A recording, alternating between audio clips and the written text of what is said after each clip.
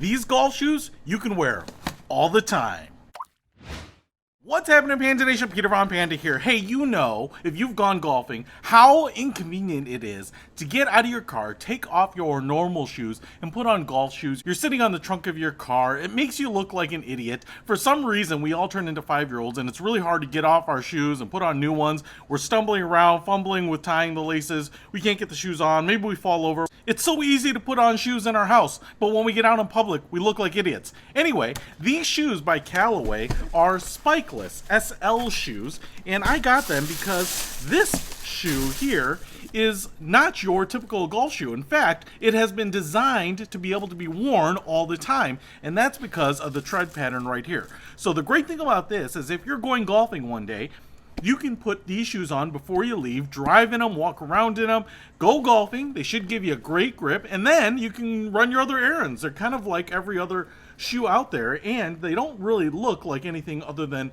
sneakers. So the key is this tread pattern. As you can see, we have these little crosses molded into the bottom here. You can see that they're not that deep, maybe a quarter an inch. You know, maybe not even quite that. You can also see the Callaway logo here sticks out a little bit too, so I think that's actually going to help a little bit. Now, I've seen a lot of different tread patterns, some pyramid teeth and stuff like that. I am hoping that this works pretty well. You can see here that the little crosses are of different sizes, and then even in the cross here, we have some tread. You know, this little track is cut down the center of each of them. So hopefully that will give us some good traction, because I feel like there's a trade-off. I feel like the trade-off is that the golf shoes with the bigger spikes and the claw-like spikes on them are going to get you really planted and give you really good traction. And then if you kind of go down to a smaller spike, something that feels more like a regular tennis shoe, you're just going to trade off and have less traction. But the pro then is you can walk around and you're not clanking and you not feel like you're being elevated off the ground with stilts. Otherwise, they're a really nice looking shoe. The sole here is kind of exposed. It kind of looks like a really dense foam. It's a gray middle piece there. And then on this side we have, looks like just white leather. This gives it a little bit more of a golf shoe look when they have that white leather. Obviously the big Callaway logo on the side right there. We have some perforations on the leather on the toe. I don't know if those actually go all the way through and actually provide any venting. And then Callaway on the tongue. So it's a great looking shoe.